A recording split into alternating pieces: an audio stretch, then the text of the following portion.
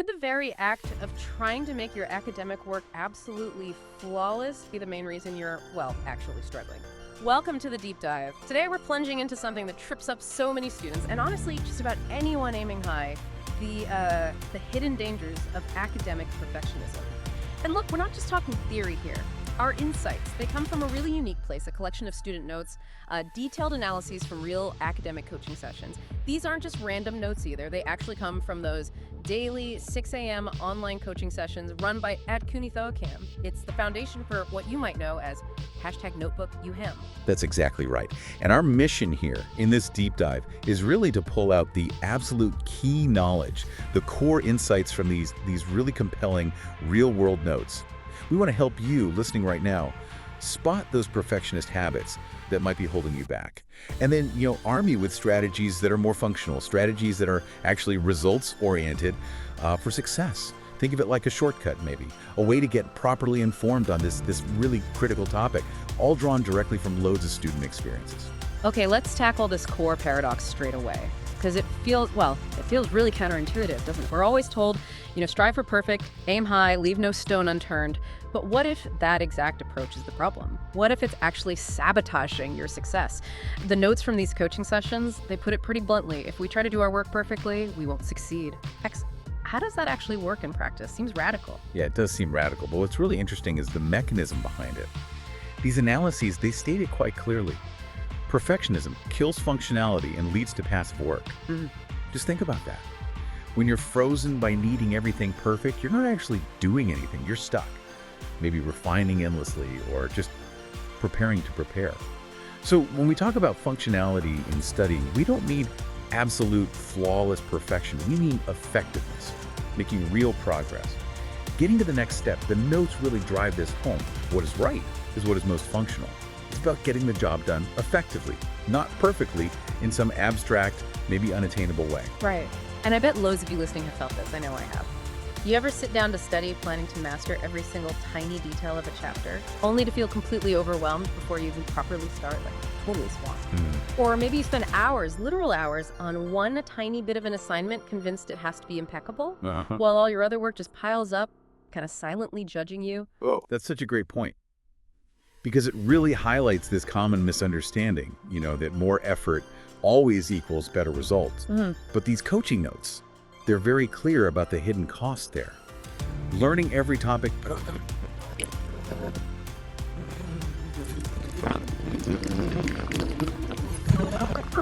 succeed. Often, the real goal is just understanding enough to apply it, to move on, to get a tangible result, not, become the world's top expert on one paragraph. It's a bit like building a house, isn't it? You need that solid foundation for sure. And rooms that work, that serve their purpose, walls, a roof, plumbing that actually functions. You can't live there without that stuff. Right, the essentials. Exactly. But you don't need every single little decorative trim perfect, every nail perfectly straight, every brush stroke flawless before you can actually move in and start, living your life in it. If you wait for that level of perfection, you might never move in at all. I've definitely been guilty of, metaphorically speaking, trying to perfectly arrange the cushions before the curtains are even up. Academic work feels a lot like that. Sometimes build the functional structure first, then you refine, you iterate. And this really leads us to a pretty unforgiving but essential truth that keeps popping up in these notes. Work not reflected in results is useless. Wow, that's stark, isn't it? But it hammers home that in academics, at the end of the day, everyone looks at the result, everyone looks at the net score.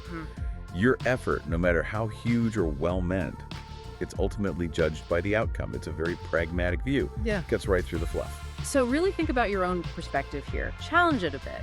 We all know people who look incredibly busy, right? Always working, pouring hours into studying. But what's the actual output? What's getting done? If you're putting in a massive effort, say, meticulously color-coding every note, making the most beautiful mind map ever, rereading one page 10 times. Busy work sometimes.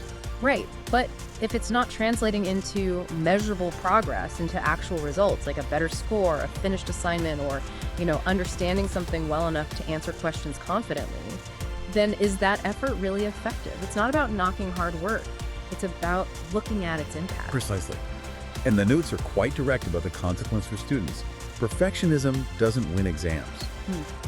It's a bold statement, but it comes from watching countless students in real exams where trying for that perfect answer often means they run out of time. Or they just never even start on the most important questions because they're stuck on something earlier. Yeah, you see the practical impact straight away. There's this one observation from the coaching sessions that's really striking. By trying to be perfect, we can't finish anything. Can't finish it. And something that doesn't increase our score is of no benefit. It's a bit brutal, but it's a reality check. And this is exactly why the notes say, again and again, that perfectionist people can never finish anything.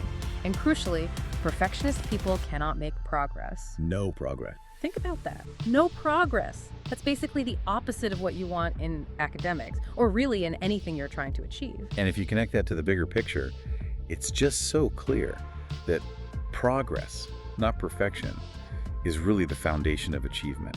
Which brings us neatly to another critical area these coaching sessions identified. Planning. It's not just what you do, but how you plan it. Planning.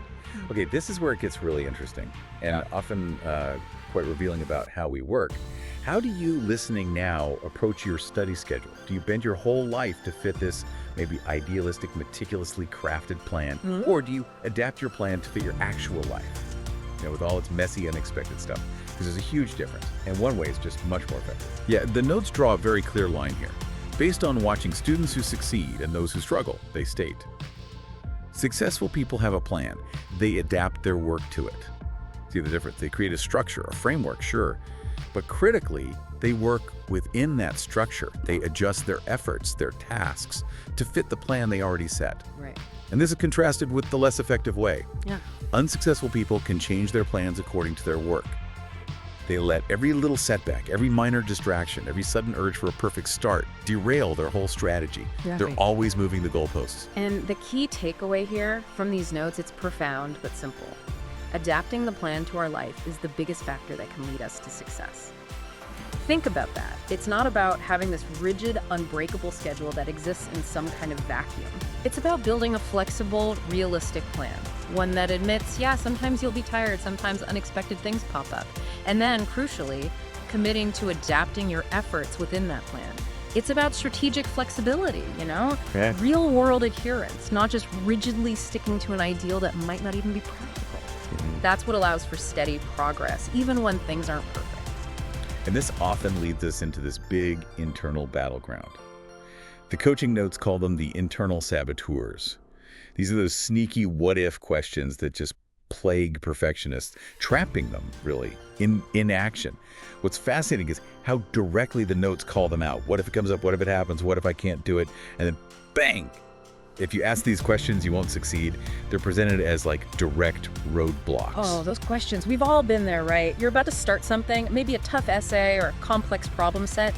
Then your mind just jumps. Every possible bad outcome, every potential mistake, every scenario where you might fail. Yeah, the spiral. Exactly. And before you know it, you're frozen or doom scrolling or suddenly finding a million other urgent things to do. The notes confirm this. Perfectionist people get bored quickly, and you think, why? Yeah, why? Because that constant internal chatter, those what ifs, they just suck all the energy and, frankly, the joy out of the work before you even start. And ultimately, these observations show that being a perfectionist hinders our success. It's not just an annoying habit, it's a direct, measurable barrier to actually getting things done. Precisely. These questions, they aren't just little worries, they become the problem itself. They stop any real functional work from happening. They trap you in this loop of overthinking and not doing. Your focus shifts completely away from the actual task. On to anticipating every single unlikely disaster. Exactly, meaning the work never gets started, or if it does, it gets abandoned really quickly. Okay, so what does this all boil down to for you, the listener, the learner, who wants to, make the most of your academic journey and actually see your effort pay off? Let's distill the core philosophy straight from these really valuable sources. The main message seems crystal clear. Perfectionism is the enemy of success. Functional work is essential. Yep. And the analysis even gives us a kind of powerful slogan to keep in mind. It's not about being perfect, it's about being effective, being functional. We could rephrase it for impact like, perfect isn't functional. Achieve results. Get it done. I like that. Achieve results. Okay, to really hammer this home and give you something practical, something you can apply like right now, let's look at the top 3 notes that came out of these student analyses and coaching sessions. Think of these as your ultimate guiding principles. Number 1, Work not reflected in results is useless. Potent reminder, right? Very potent. Focus relentlessly on the output, on the measurable impact of what you're doing, not just how much time you spent or how pretty your notes look. Number 2, successful people have a plan. They adapt their work to it. This really underlines how critical it is to be strategic and adaptable. Your plan is a flexible guide. It's not a rigid prison cell. It's about working with your life, not constantly fighting against it. Right. Makes sense. And finally, number 3, perfectionism kills functionality and leads to passive work. This one, maybe more than any other, helps you see the true hidden cost of trying to be flawless all the time. It's not just inefficient, it actively harms your ability to get things done and make actual real progress. So there you have it, letting go of that impossible ideal perfection and instead really embracing functional, results-focused work. That seems to be the true path to academic success. It's about moving forward, making consistent progress, and seeing your hard work genuinely turn into tangible outcomes. Better scores, finish projects, achieve goals. Absolutely. And as you think about everything we've talked about in this deep dive, maybe consider this final thought, something to chew on. If perfectionism really is about fear of failure, just dressed up as pursuing excellence, what's one small, imperfect step you could take today? Something that would make the biggest functional difference in your studies. Think about where you could trade just a little bit of that absolute flawlessness for some effective progress right now. See what happens.